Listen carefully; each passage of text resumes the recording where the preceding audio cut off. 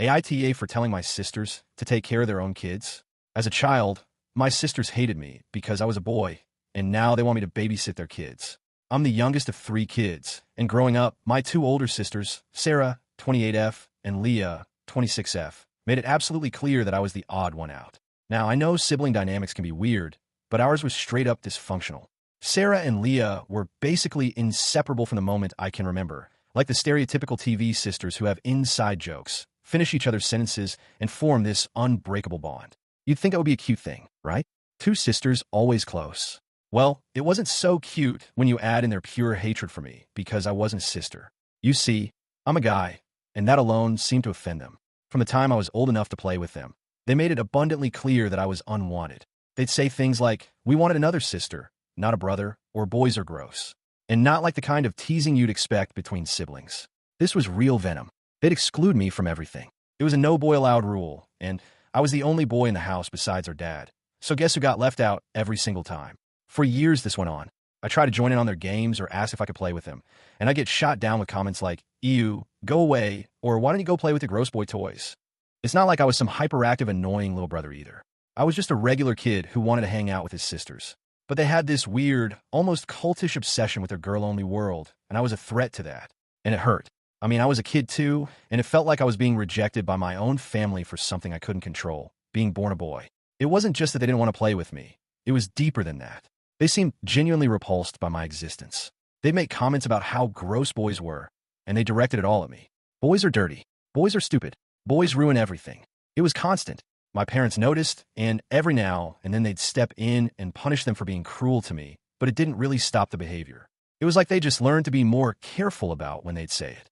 Things got bad enough that our parents decided we all needed therapy, not just family therapy, but individual therapy for each of us. I think they were hoping that maybe my sisters would learn to accept me, or at the very least stop being so cruel, but therapy didn't work, at least not for them. I'll never forget the family sessions where Sarah and Leah made it very clear that they didn't see me as their brother. At one point, in the middle of a session, they straight up said they would never love me and that they wish someone would come and take me away forever. They went on this whole rant about how boys are disgusting and nobody wanted them. They said they'd be happier if they never had to see me again. My parents were devastated, obviously, but what could they do? You can't force someone to care. After that, the family therapy kind of fizzled out. It wasn't really working, and my sisters were determined to keep me out of their lives. My parents started focusing more on making sure I had my own outlets, friends, hobbies, activities, whatever could keep me occupied so that the rejection at home didn't crush me. It helped, but I was still just a kid. Of course, I wanted my sisters to care. Of course, I wanted to be part of their world, but it became clear that was never going to happen. Fast forward a few years, and things hadn't changed much. My sisters were still best friends, and I was still the unwanted brother. The only difference was that I'd stopped trying to get their approval. By the time I was a teenager, I had my own life outside of them, and I was fine with it, or at least I told myself I was. My parents kept trying to repair the damage, but at some point, they had to let it go too. I think they realized that Sarah and Leah just weren't going to change. Then came adulthood, and with it, a whole new level of exclusion. Sarah got married when I was in high school, and guess who wasn't involved in any of it? Me. I wasn't in the wedding party, wasn't invited to help with anything, didn't get a say in anything. I didn't even feel like a guest. I was just there. And when Sarah and Leah started having kids, same story. They didn't send me any birth announcements, didn't invite me to meet their babies, nothing. Our parents, on the other hand, were all over their lives, but I was invisible. Even on social media, where you'd think there'd be some level of obligatory family connection, I'm blocked. Well, not blocked exactly, but both of them have their accounts set to private, and I don't have permission to follow them. It's like they've gone out of their way to create this boundary between us, and at this point, I've accepted it. I'm 24 now, and I've come to terms with the fact that they don't see me as part of their family. Honestly, I don't see them that way either anymore. So here's where things get ridiculous. A few months ago, Sarah and Leah both approached me out of the blue with this request. They both have kids now, and apparently, they've been struggling to balance work and childcare. They tried sharing a nanny and babysitter between them, but I guess they got tired of paying for both for different occasions. So they came to me, the brother they've excluded from their lives for as long as I can remember, and asked if I'd be willing to babysit their kids. At first, I thought it was a joke. Like, how could they possibly think I'd want to help them? But no, they were serious. They said something along the lines of, "You should help out because we're family," or whatever. Family, really? Now, they want to play the family card? I just stared at them, trying to process the audacity of it all. I asked if they were serious, and when they confirmed they were, I rolled my eyes so hard I thought they might get stuck. I mean, after 24 years of them treating me like an outsider, now they want to rely on me to help raise their kids? It was laughable. When I told them there was no way in hell I'd be babysitting for them, they acted all shocked like I was the one being unreasonable. They told me I had a shitty attitude and that I was being selfish. Selfish? After everything they'd put me through? They actually thought they had the right to call me selfish for not wanting to be their free babysitter? I didn't hold back. I told them they could take care of their own kids, and that I wasn't interested in helping out after they'd spent our entire lives making it clear they didn't want me around. I told them they weren't going to use me now just because it was convenient for them. They didn't like that, of course. They accused me of being just as bad as they were for not helping. Like what? I'm the bad guy now because I won't drop everything to help the same people who've treated me like garbage for decades? Honestly, I don't care anymore. I'm over it. I'm over them. If they think I'm a terrible person for not wanting to be their backup babysitter, so be it. I don't owe them anything. They can figure out their own childcare problems. Maybe they should have thought about how they treated me before they needed my help. After that confrontation with my sisters, I thought the whole babysitting saga was over. I figured they'd either find someone else to watch their kids or, pay for a nanny or sitter like they've been doing before. It was obvious to me that there was no way in hell I was going to help them after everything they'd put me through growing up. But apparently, that wasn't the end of it. About a week later, my mom called me up and asked if I could swing by the house for dinner. Nothing unusual about that, right? My parents and I still have a decent relationship despite all the drama with my sisters, so I didn't think much of it. I assumed it was just going to be a normal family dinner. Me, my mom, my dad, catching up on life, maybe some small talk about work or whatever. But when I got there, things felt a little off right from the start. My mom was kind of off, like she was being extra nice, overly cheerful, and making small talk that felt really forced. My dad, on the other hand, was just sitting in the living room, barely acknowledging me when I walked in. The whole vibe was strange, but I didn't think too much of it at first. I just figured maybe they'd had an argument earlier or something. After we ate, my mom asked if we could have a chat. Now, this isn't completely out of the ordinary either, but there was something in her tone that made me a little uneasy. We sat down in the living room, and she just kind of gave me this long look like she was trying to figure out how to say whatever it was she had on her mind. Finally, she started talking, and the first thing out of her mouth was, "So, I've been hearing from your sisters." My heart sank immediately. I knew where this was going. I leaned back in the chair, bracing myself for whatever was about to come. "Sarah and Leah told me that they asked you for some help with the kids, and you refused," she said, her voice calm but probing. "They're really upset about it. I just don't understand why you'd say no, especially when they've never asked for help like this before." I couldn't believe what I was hearing. My sisters upset? The same sisters who spent my entire childhood treating me like I was some kind of disgusting intruder in their perfect little sisterhood? The same sisters who excluded me from everything for years? And now they were upset because I didn't want to babysit their kids? I took a deep breath and tried to stay calm. "Mom," I said, "you know what my relationship with Sarah and Leah has been like. They've never treated me like family. They've gone out of their way to exclude me from their lives. Even as adults, I didn't get invited to Sarah's wedding. I wasn't told when they had their kids. They don't even let me follow them on social media. And now, suddenly, they wanted to step in and help with their kids like we're one big happy family. How am I supposed to just forget everything and act like none of that ever happened?" My mom sighed and nodded, but I could tell she wasn't fully on my side here. "I get it. I really do," she said. "But don't you think this is an opportunity to start fresh? They're reaching out, and maybe this is their way of trying to make amends. They're not perfect, but they're your sisters. We're family, and family should help each other." I couldn't help but laugh at that. It wasn't a happy laugh. It was one of those bitter, disbelieving laughs that escapes when someone says something so ridiculous you can't even process it. "They're not reaching out to make amends, Mom," I said. "They're reaching out because they need something. They don't care about repairing our relationship or being close. They just don't want to pay for childcare anymore, and they see me as a free option. That's all this is." My mom frowned. I could tell she wasn't buying it. "Well, maybe that's how it seems," she said, "but they made the first move. They asked you for help. That's not easy for them, and I think they were hoping you'd be willing to meet them halfway. They're both working moms, and they're under a lot of stress. This could be a chance for all of you to move forward." There it was, the classic family should help each other argument. I'd heard a million times growing up, especially when my sisters were being punished for the way they treated me. But here's the thing. Family doesn't treat each other the way Sarah and Leah treated me. They don't exclude someone for years and then expect everything to be fine just because they suddenly need help. I was about to respond when my mom said something that really got under my skin. She told me, "They told me you were really rude to them when they asked." She said they rolled your eyes and made it clear that you weren't interested. That's not like you. I raised you to be better than that. That hit a nerve. I'm usually pretty level-headed, but hearing that made my blood boil. I was rude. I snapped. I was the one being rude after everything they've done to me. Mom, I didn't even exist to them for years. They made that perfectly clear. And now, because I won't jump at the chance to be their free babysitter, I'm the bad guy. And you know it. My mom looked taken aback, like she wasn't expecting me to react so strongly. I'm not saying they've been perfect, she said quietly, but they're trying now, and I think it's worth considering that maybe they've changed. People grow up and realize things. Maybe they're reaching out because they want to start including you more. I shook my head.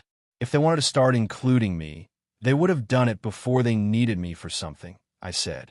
They wouldn't have waited until they were desperate for help. This isn't about family or trying to rebuild a relationship. It's about convenience.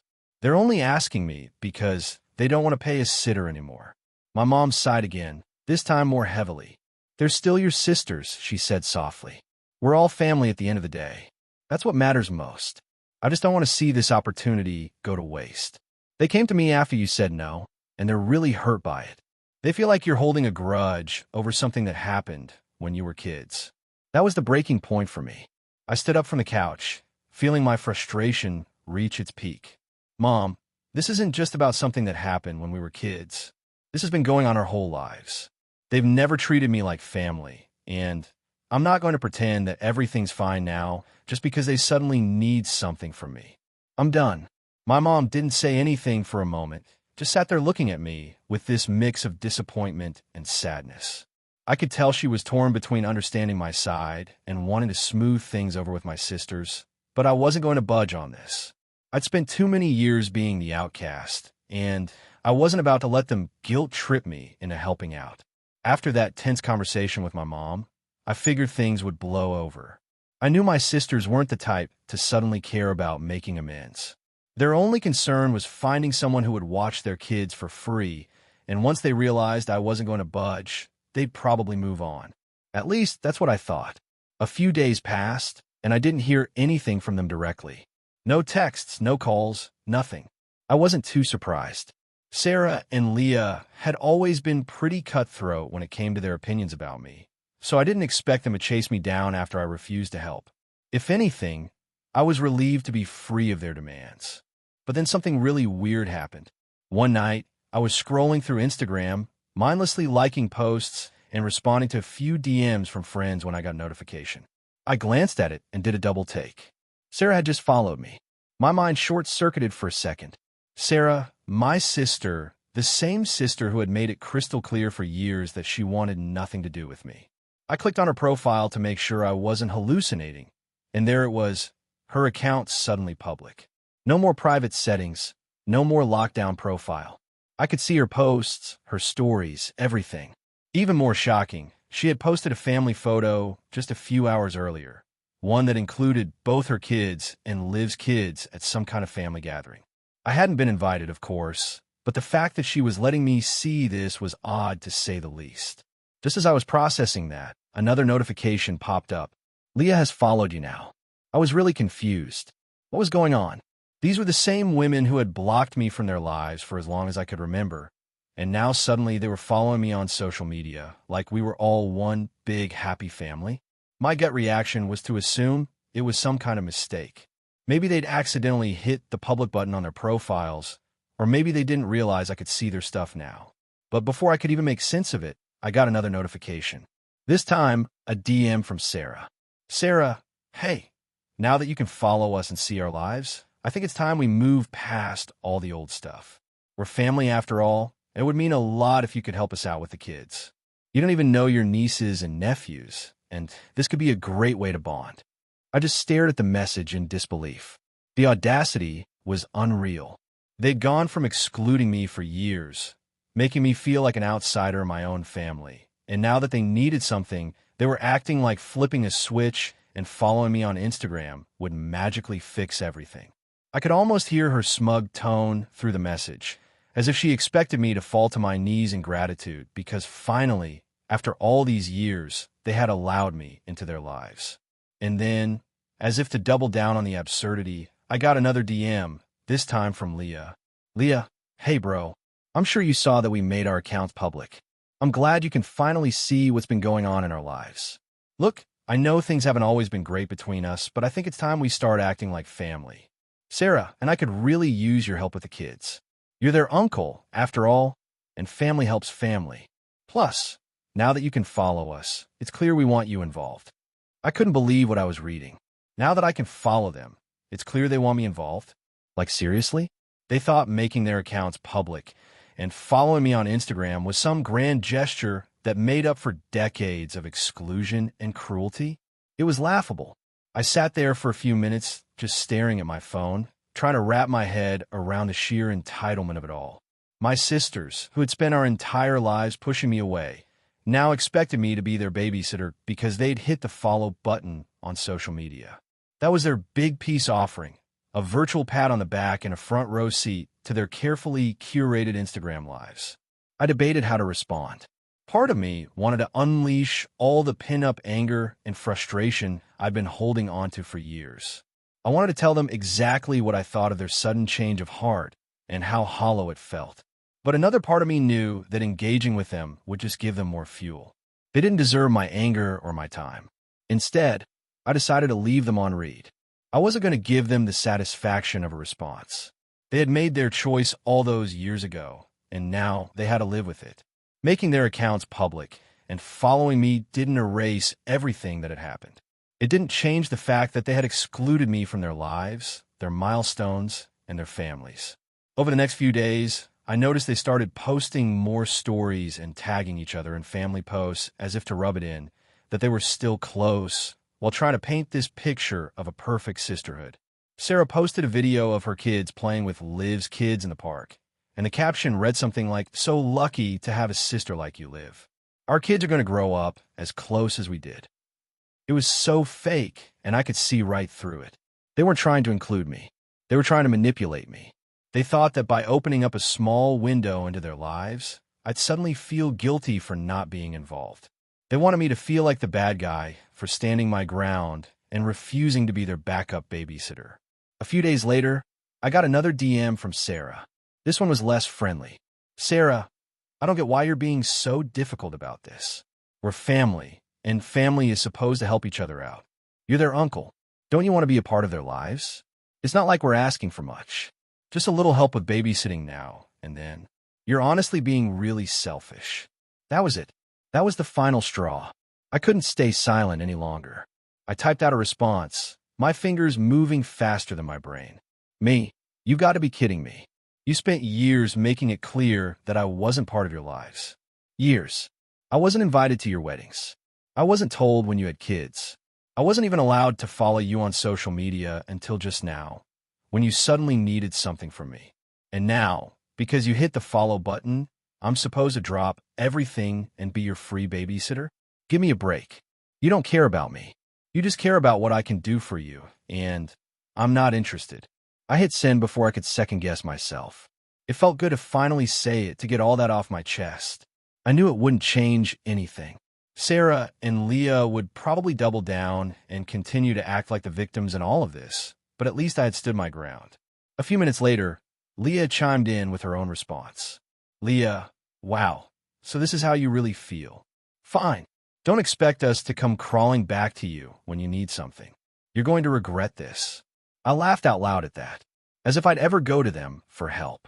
They hadn't been there for me in any meaningful way my entire life, and they sure as hell weren't going to start now.